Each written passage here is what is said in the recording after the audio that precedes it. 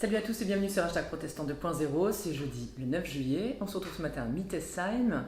Je suis heureuse de vous retrouver, hier on était en voyage, c'était à Unspach, comme tous les mercredis on vous fait voyager. Et pour ce matin nous allons partir à la rencontre d'un extrait de l'Ancien Testament, au premier livre des rois, au chapitre 17, à partir du verset 17. C'est le moment où Élie le prophète va rendre la vie au fils d'une veuve qu'il va rencontrer.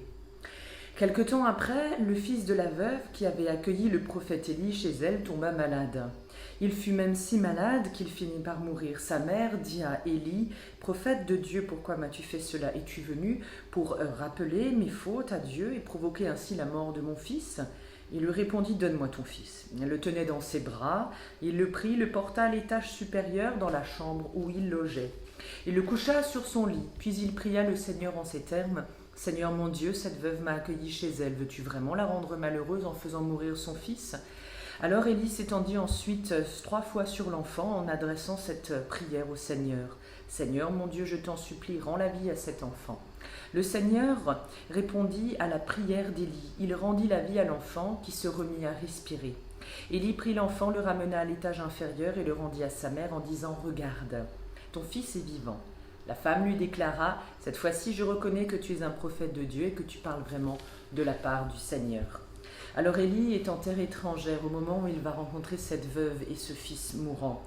On le sait, Dieu n'est pas un distributeur automatique de bénédictions. Il n'y a qu'à voir, est-ce que Dieu a déjà réalisé, accompli toutes vos prières, exaucé toutes vos prières? Non, ça ne marche pas comme ça.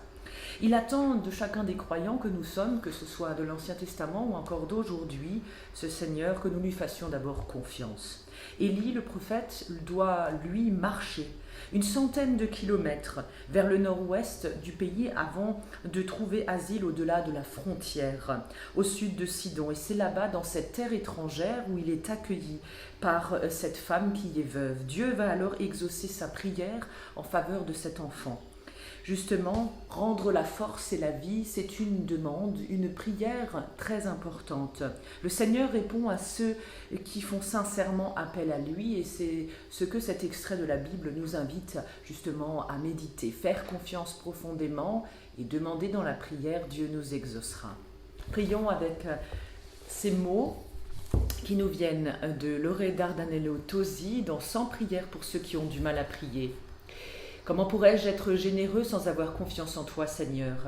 Il est parfois bien difficile d'être généreux. Ce n'est pas simple d'ouvrir son esprit en évitant le calcul. Ce n'est pas simple d'ouvrir tout grand son cœur sans ressentir la moindre peur. Ce qui est mien donne un sentiment de sécurité. Donner, c'est me détacher de ce qui est à moi. C'est renoncer à une certaine sécurité pour la confier aux autres. Donner, c'est substituer à une certitude provisoire justement une autre construite sur le roc, le dur, la tienne. La générosité absolue est un vertige, un saut dans le vide, un abandon total. Mais comment pourrais-je m'abandonner complètement sans savoir que toi tu es derrière moi pour me soutenir? Seigneur, ouvre donc tes bras pour que je puisse prendre mon envol, en ouvrant toute grande mon âme aux autres, en te faisant confiance. Amen. En vous souhaitant une belle journée, en cette semaine qui se poursuit, dans la grâce et la paix de Dieu, et rendez-vous demain matin avec la prière du petit-déj. Et nous nous retrouvons dimanche pour notre rendez-vous hebdomadaire à 11h en vidéo avec un message apporté par un pasteur de notre union d'église. Portez-vous bien.